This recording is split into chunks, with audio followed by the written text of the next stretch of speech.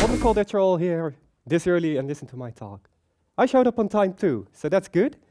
It seems that all the technology is working and my slideshow is on a way bigger screen than I expected, so that's awesome.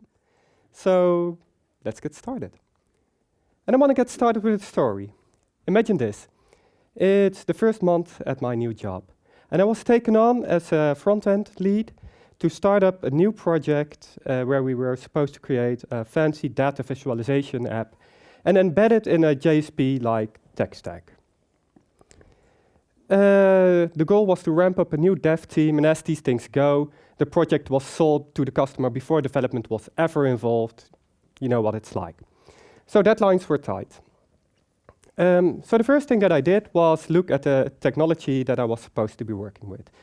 And it turns out that this application is built with Java Wicked. It has a GUI, which is basically generated on model metadata.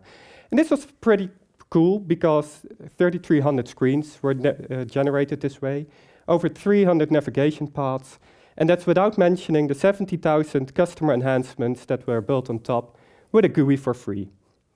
This yielded the company tremendous cost savings. But at the same time, it created an app that looked like a rich database editor. No sophisticated user experience was available, and the few parts that did contain some fancy front-end was all done manually. It was not integrated very well. Too many steps were done by hand. So, what looked like an exciting opportunity quickly turned into what started to feel like a dumpster fire. The one advantage that you do get when a product is already sold to a customer beforehand is that you get to take a lot of shortcuts. So we did take a lot of shortcuts. It was not the most beautiful integration ever, but the result was very inspiring to us. We came up with a way to build a GUI that was fully embeddable and legacy backwards compatible in the existing system. This led us to investigate and research this area for the past 2 years. And at the heart of the integration that we did are micro frontends. And that journey I want to share with you all today.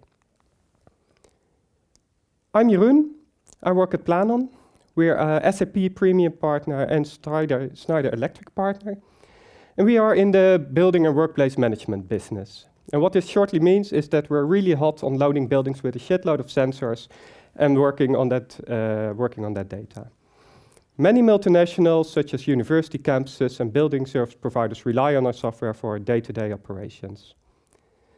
My core focus has always been on web applications. And in the past, I've worked at some very interesting places, such as the largest agriculture web shop in Europe, a big white label bank, and I've worked on e-health systems. These are very different companies with very different UI needs. But they've all had challenges with scaling code bases, scaling teams, delivering UX IDs faster to their customers, reducing functional cycle time, and most importantly, dealing with legacy code bases. These challenges are not unique. They are inevitable for every company that has a large enough code base that some of their tech outdates at some point in time, which you'll hopefully recognize. And this talk is about dealing with some of those challenges. And to that end, we have a very simple agenda today.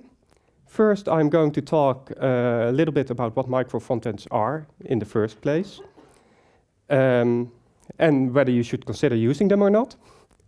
Then we'll look at, if you want to use them, how you can implement them and provide you a sensible step-by-step plan on picking a correct architecture for that.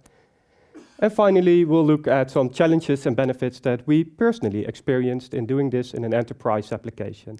So this is not your typical, look at me rendering React and Angular side by side.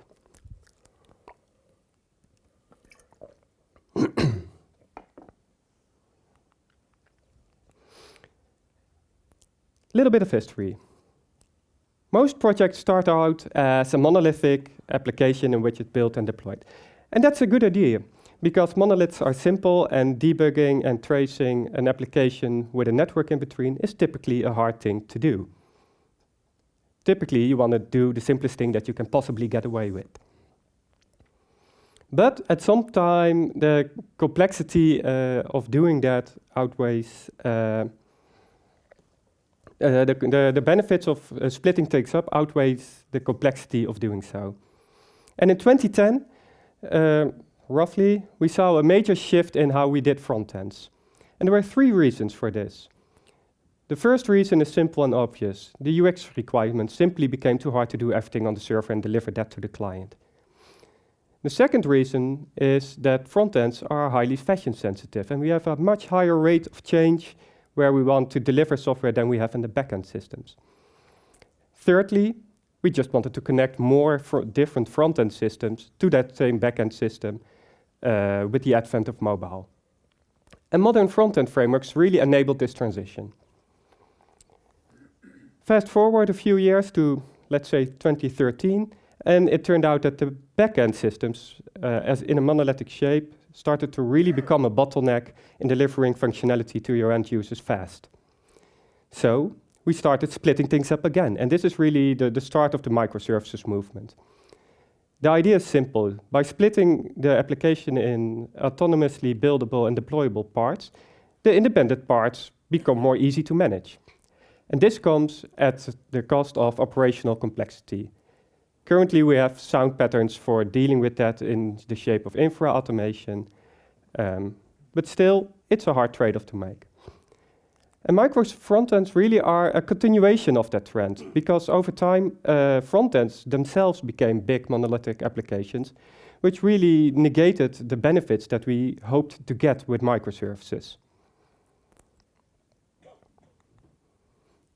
Micro frontends were introduced in 2016, and reached the ThoughtWorks Adopt section in 2019. And also recently, InfoQ moved it from innovators to early adapters. And really the goal is to split up a monolithic front-end application into smaller independent parts, which are then later combined again in some way. The way that it's combined doesn't really matter. We'll look at that in a little bit more later. But the goal is to provide team autonomy for building the independent parts.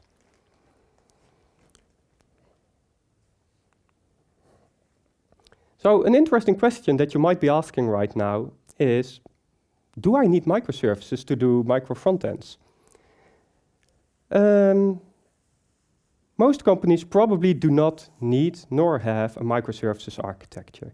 And Martin Fowler once did an interesting observation stating that most success stories that he heard about microservices started out as a monolith, which were over time split up because it turned out to be more easy to manage in that way.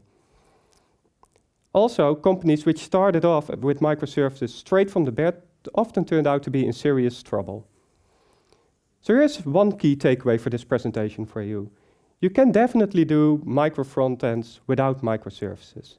Just because technology evolved in a certain way, because it was a natural way of discovering things, does not at all mean that your software has to do the same thing. The thing that you want to be looking out for is cycle time. And cycle time is the time that it takes from a customer idea or a product owner idea or whoever to getting the software in the hands of your customers, because that's the only point where it will start giving any value. That's the thing you want to measure. And that's the thing that you want to get some clue about on where you might want to improve. And if the issue is in delivering the delivery speed of a piece of front-end functionality, then micro frontends might make a lot of sense for you. At the same time, an interesting thing to observe is that it's a lot easier to start with micro frontends than microservices. And the reason for that is also simple. It's because there's a lot less system interdependencies in the front end. It's already at the edge of your system. There's already a network boundary in between because the software runs in the browser. So the technical risk and the business risk of starting with micro frontends is a lot smaller than making a shift to microservices. At the same time, the front end is really in the face of your customers, so there might be some immediate value to be gained there. Let's look at some ways in which front ends are typically changed or modernized. And there's roughly 2 strategies doing this, besides rebuild the entire thing, just toss the old one, get a new one. For more serious, big application, this is not a viable strategy. So to do it, there's basically 2 ways. And the first way is from the outside in, the other is from the inside out. On the outside in, you might recognize this pattern as the Strangler F pattern. And the concept is pretty simple.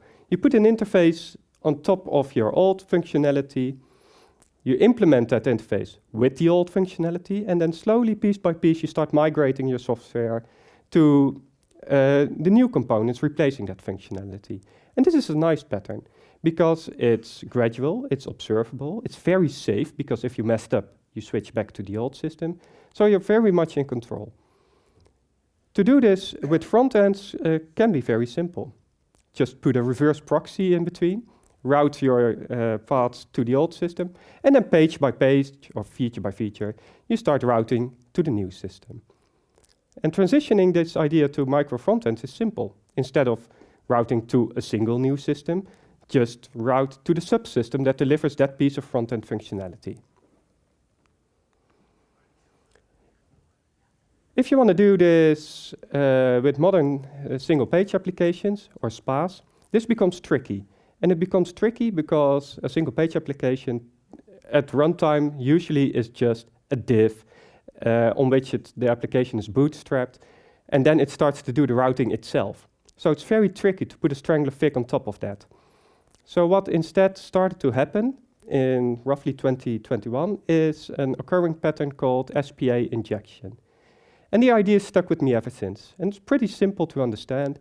Instead of putting an interface on top and starting to switch routing to a new system, you somewhere in the DOM of the HTML inject a new element, which is the starting point of your new single-page application. And you slowly grow that in size until it completely takes over the old application. If you want to transition this idea to micro frontends, then the thing that you need to inject is some kind of shell application that's able to load the micro frontend that you want to embed at that point in your existing application.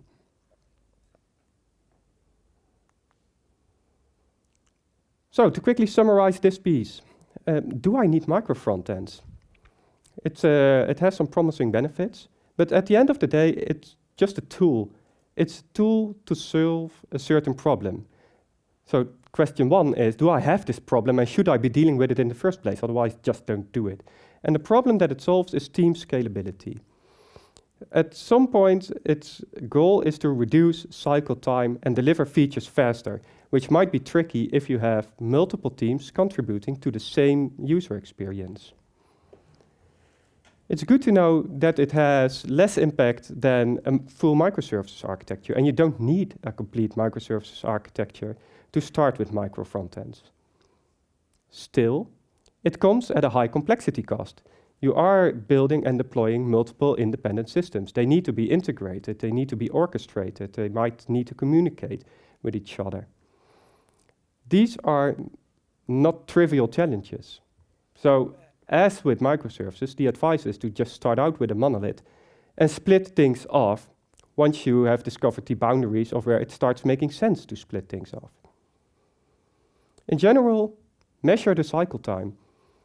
If you feel that there is benefit to be gained by splitting into micro frontends, then go for it. Otherwise, just don't.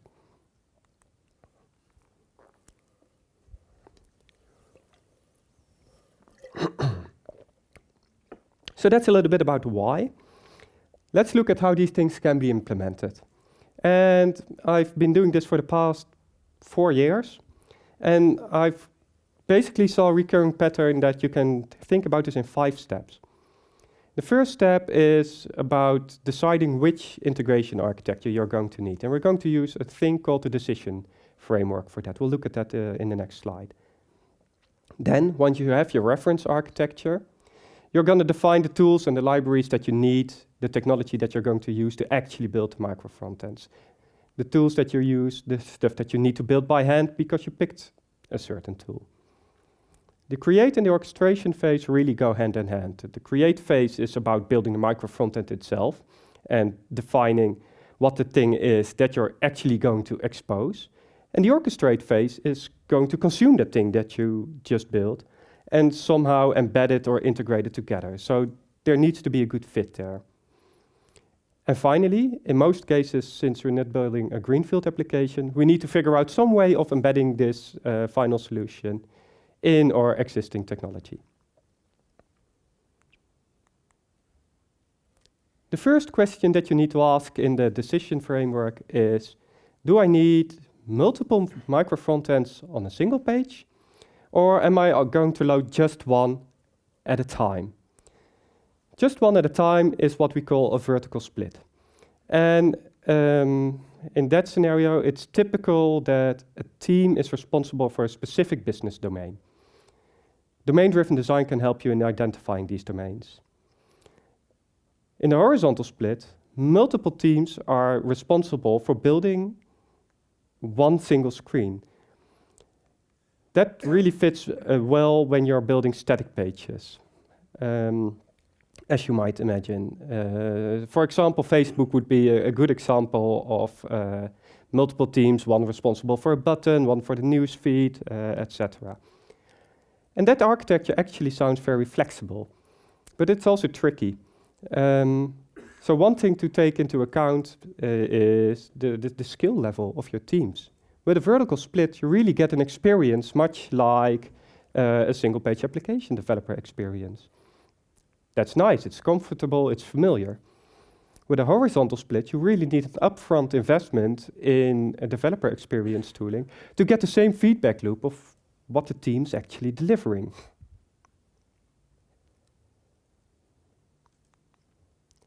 The second question is about the characteristics of the application that you're actually building. Do your users visit your site for content? Facebook, news websites, e-commerce? Or is your application about functionality? Think about the recent release of Photoshop for the web, or Office 365, or many business-to-business applications. And the applications to documents continuum can help you in defining what integration architecture would be a good fit. For example, if you're all the way to the left, you get it, right? For example, an e-commerce shop, then the things that you care about are search engine optimization. You care about page load speeds. And in that scenario, server-side rendering makes a lot of sense. At the same time, if you're all the way at the application side, then what you want is smooth transitions. You really want a desktop-like sense and feel of your application. You want smooth transitions between pages. You want fast validations. You want rich interactions. These things are typically more easily managed on the client side. It's what gave rise to the front-end renaissance in the first place. In the middle are these rare sets of applications that have requirements from both. You want to be careful with those architectures, because if you look at how they do micro frontends, then it's just taking the solutions from both ends of the spectrum, stack them on top of each other. And this works. It's also a lot of code and it's really complex and hard to manage. So you're going to look at an investment of teaching your teams for a long time. If you've answered these two questions, then you can get a first hint of the architecture that you're going to look at. As I've said a little bit earlier, let's say we want to have a single micro frontend loaded at a time, and we've judged that we want to do this integration at server side. A trivial way to implement this is by just using a reverse proxy. Capture the network request based on the route, load the frontend from the correct system.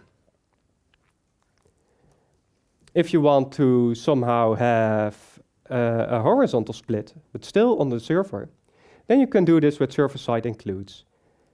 Server-side includes is a simple directive. It's, for example, available in Nginx, and it has the capability to call external programs for pieces of HTML.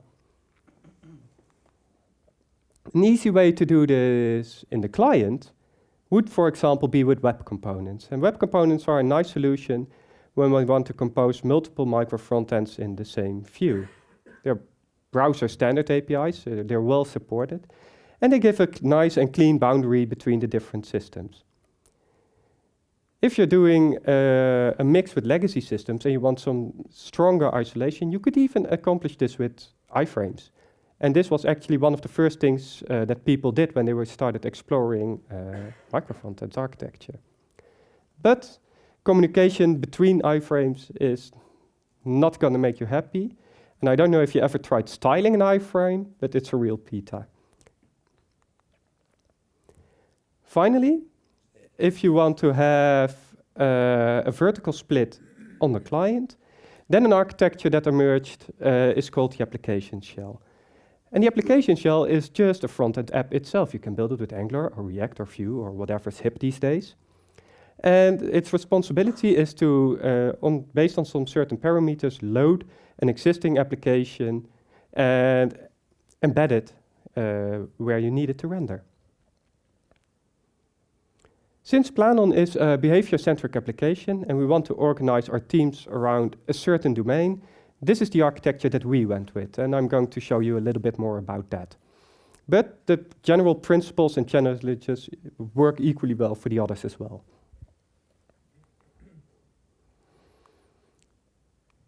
Let's take a high-over look at what we built. At this point, we want to go from a reference architecture to the code level, and we need to define the tools and the libraries that we're going to use. At Planon, we use Angular. It's just the front-end framework that most of our developers are familiar with. And our goal with microfrontend is to really standardize on embedding pieces of Angular anywhere. Most of our developers can build an Angular application, but are maybe not so hot on integration, build and deploy, and embedding it in our existing Java Wicked application. So that's the part that we want to abstract. So really what we're doing is a single page injection on steroids. Because we decided for a vertical split, that means that we're going to have one microfrontend active at a time. That's just a front-end page, or in Angular terms, we call it a route. So in terms of Angular, a microfrontend is just a bunch of routes. And the application shell is just an Angular application which is able to load those routes and load them on demand. And this is what the Angular framework does by default. Routing in Angular is just about relating changes in the browser URL and loading the correct component. So that's what we can use.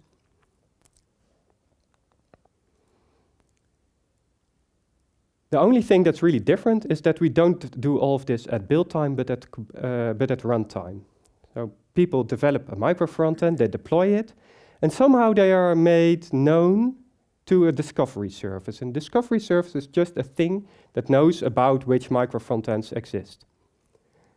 When the application shell starts up at start time, all it does is ask the discovery service which micro frontends are there, and resets its router configuration based on that.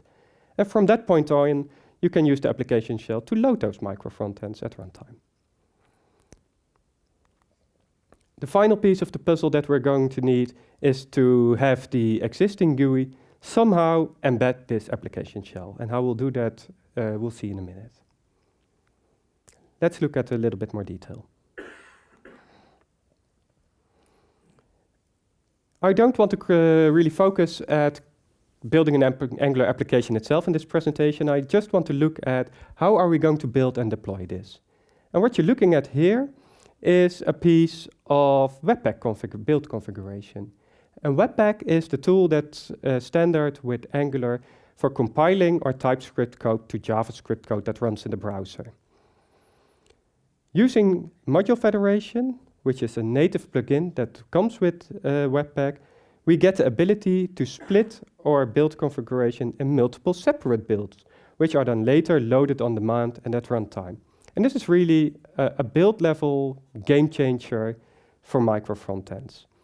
And the config is really, really simple. You give your partial build a name, we call the Digital Twin UI. Digital Twin is one of the first front-end apps that we built this way. You point at the entry point, which should be a bundle that can be later loaded on demand. This is what we call the remote entry.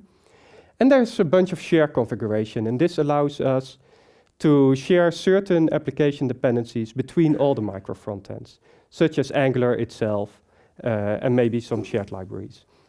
This reduces overhead on the network, because you don't want to load Angular all the time for each micro frontend. And maybe you want to share data, such as a bit of shared state. And you can do that with this share config. A final key advantage of the share config is that besides specifying auto as a version, you can specify version ranges. And Webpack will figure out the highest compatibility range to use at runtime. And this is huge for micro frontends, because this allows teams to independently upgrade their dependencies, because the framework is going to figure out the highest compatibility version. Finally, the thing to note is that there will not be any micro frontend code in the Angular app itself, which is very convenient for our solution developers. It's all just a bit of build config. Having this build output, we need to deploy it somewhere. And there's a lot of good options here. You can just put it in a Docker container on the Kubernetes cluster. If it's a simple front end, you might just want to put it on a CDN or an edge cache or whatever. The key thing that you need is that the application, that the discovery service is somehow made aware of its existence and its location, and then we're good to go. At Planon, we use OSGI for modularity, and OSGI is a Java framework for modularity. And what it allows us to do is add some metadata to our build output using a BND file, and then compile it into a jar. These jars are then by code added to the OSGI containers, which end up at the application servers. It was very convenient that this was already in place for us, because then we didn't have to do any infrastructure changes to get started with micro frontends. For us, the discovery service implementation is just a loop over the running bundles on that same container. We just loop over all the bundles that we already had, and we ask, are you micro frontend perhaps? Yes, great. Then we'll take the name from that configuration again, please, and return that to the application shell. And at this point, the application shell can route, fetch the resources from that bundle. So this is easy, but it is effective. And it allows us to easily migrate to more complex and more advanced architectures if we ever feel the need to do so, without affecting the micro frontends themselves. The final piece of the puzzle is, how are we going to embed all of this in our existing application? And remember, the goal of all of this was to provide a gradual migration path for modernizing our front ends. And there were two strategies, from the outside in, and that would mean that our application shell gets the capability of loading some of the legacy parts of the application. And it should take over all the cross-cutting concerns that that application provides. Then we can start replacing our functionality with micro frontends. Or we can do the other thing around and go from the inside out. That, however, gives us the requirement that our application shell is somehow capable of interacting with the legacy system for that cross-cutting functionality. This is the scenario that we went with, and the reason for that is pretty simple. It allows us to really start quickly on replacing pieces of front-end functionality with new functionality. We didn't want to spend time on building a framework for 3 years and only then start delivering customer value. We wanted to start with migrating to new front-ends straight away. The way we did that is by making the application shell itself a web component. This is something that Angular can do out of the box. They have the framework capabilities to turn any component in a web component. So also the root of an application can be a web component, why not? The thing that we needed to add is that as soon as it becomes a web component, it can no longer directly interact with the browser URL for deciding which microfrontend to load. So we just added input parameters for that, and then we triggered a router programmatically. So anywhere where you can write just this piece of HTML in our application, we bootstrap the application shell and we load the microfrontend just by writing this piece of HTML. So that's convenient for our solution developers. And the end result looks like this. This is a screenshot from our enterprise app. And the stuff on the right, the square boxes here, that's our new microfrontend. It's seamlessly embedded and you can't tell that this is running at all. But this is no longer, this entire thing is a Java Wicked application which embeds a partial Angular application and integrates with it seamlessly. Web components come with another benefit that we didn't immediately recognize, but which is very valuable as it turns out. And that's the shadow DOM. Shadow DOM is part of the web component spec. And really what it's for is it's preventing style and scripting collisions with the host system. And this was convenient for me because this outside application, it's been built for the past 15 years. That CSS base, you don't want to look at. It's terrible. And I don't want to be affected with that when I'm starting to build my new microfrontend. I want to reason about it locally without having to worry about what else might be out there. And it goes vice versa, because what happened before I enabled this is that I immediately broke the existing system. You don't want that happening either. Now,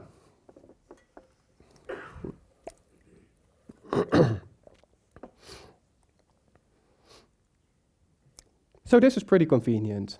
Our solution developers can just build a piece of Angular functionality, write an HTML tag, and then they have to embed it in the existing system. That sounds nice. But this architecture is definitely not a silver bullet, as always. I would go as far as saying that there is no such thing as good architecture. There's hopefully only such a thing as least bad architectures. There's definitely some pros and cons to consider here. And I want to look at 3 of them that we ran into. Number 1, communication. This is a classical one. If you start splitting up a system into multiple distinct parts, then they're somehow going to need to communicate with each other. Microfrontends are intended to decouple individual parts from each other. So if they need to chat a lot, then that's probably an enter pattern, and you want to keep this to a minimum, because the goal was to identify parts that can actually be decoupled. But you might have some things like the logged-in username or the theme, a minimal amount of data, and you can share that in a lot of ways, as we'll see in the next slide. However, because we are using this to migrate an existing system, then we're definitely going to need to communicate with that system, at least because we want to make use of its cross-cutting functionality. And the way that we did it is by using custom browser events. We again wanted to rely on what the browser provides natively, because by the time we're done, Angular is probably outdated and we're going to need to replace that framework anyways. At the same time, we want to modernize our backend systems as well, so we don't want them to know about each other. So what we did is we used custom browsers events to do an event-based architecture, and then we added some adapters in between to map these events either to the Angular side of things or to the Wicked side of things.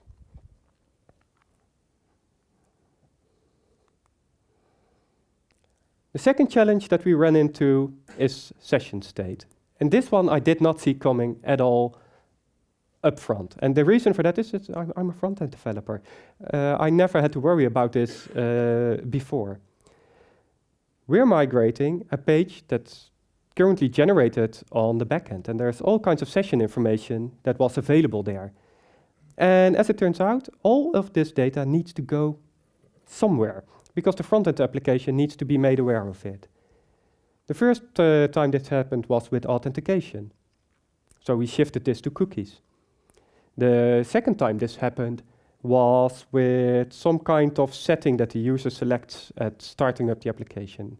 So minimal data. We solved this with HTTP headers. Then it's where the user is currently in our application. We use the browser URL for that. And sometimes it becomes harder. The next step that I'm currently looking at, and which is actually taking a part of my work days currently, is that in Planon software, there's this really complex navigational drill down thing going on selecting pieces of data. And this is solved generally by the framework. By drilling down deeper in the application, the system automatically starts adding subqueries to the queries that go to the database. I can't capture that in a single property, so probably I'm going to need to build a more complex servers on the front-end side and really start migrating that functionality to the front-end. And the argument to be made here is that there is no generic answer to how you can solve all these problems. You really need to look at the data on a case-by-case basis. What you're effectively doing here is taking the cross-cutting concerns from the legacy domain to your new architecture.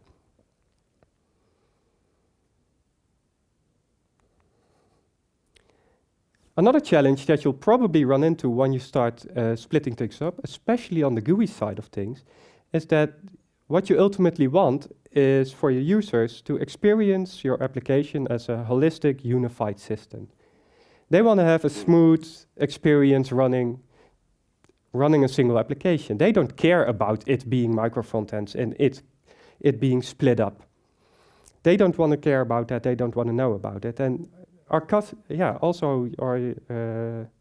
user experience department doesn't want that. And the solution to that is a design system. A design system is just a set of reusable graphics, code, behaviors, and principles. And the idea is pretty simple. Instead of building each element again and again in each application, you build a set of reusable elements first and ship that separately.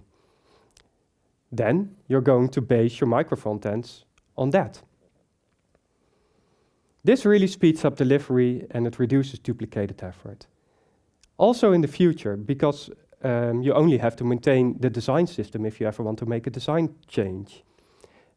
And a very nice example from some time ago already was ING, which had to change their shade of orange in their logo for accessibility reasons. And they have a lot of sites, like a lot. And take a guess how long it took for them to make that change, to change the shade of the orange and roll it out everywhere, in all their logos and all their branding and all their websites. It was less than a week, and that's impressive. The thing that you really need to make this a success is to consider your design system as a product in itself and market it in itself. And the customers of that product are your development teams. And this list goes on. What about asset loading? What about asset sharing? What about versioning? What about the responsibility for the shared components like the discovery service? Who's going to do that? What about observability? Should I maintain all of this stuff in a mono repository or a poly repository? Another total pain in the ass is third-party global CSS. How are we going to deal with that? And these are all good questions. So here's another key takeaway. You answer all of these questions once for all your micro frontends, instead of leaving them to their own. So ultimately, it's about weighing a balance. Are there sufficient teams benefiting from a dedicated solution to all of these questions or not? Let's recap the advantages that you do get if you have this architecture in place. This architecture really provides great team autonomy, enabling them to deliver the features to our customers faster. For us, it really enables us to gradually keep modernizing our front-end code base, even from a server-side wicket world. And it goes controlled. We can shift tiny pieces of functionality, observe how it's doing, switch back if it doesn't work. That's a very safe place to be. Shadow DOM provides strong isolation to migrate with confidence.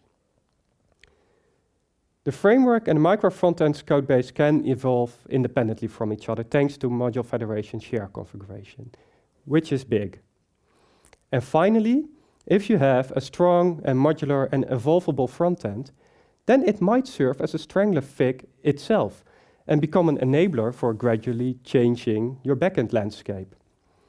Really, that's the goal that I hope to achieve at my current job as well.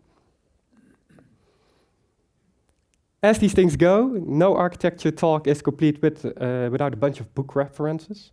I like those. Some of these you might know. Continuous delivery and domain-driven designs really are standard books in the industry. Still, lots of good advice there, which is directly applicable to micro frontends. And if you find this space interesting and you want to explore it further, then these other 3 books really give you a lot of challenges and a helping hand in actually building this stuff. And these books really helped me in doing this for the past 2 years. With that, I want to wrap up. I hope to have provided you with a framework at least for thinking about micro frontends and how you can use them and when you can use them and if you should consider them in the first place. And if there's just one thing, remember that you can start doing this without microservices. It has a lot less impact. It can give benefits to your customers quicker because it's right in their face. And ultimately, it's about optimizing the bottleneck in your delivery speed. If it's in the front end, then definitely have a look at this. Otherwise, maybe another time. If you want to have a chat about these things, just walk up to our booth. I will be there at least half of the day because I want to listen to talks as well. Or you can drop me an email or reach out to me on LinkedIn. And with that, I want to thank you. Have a great conference today.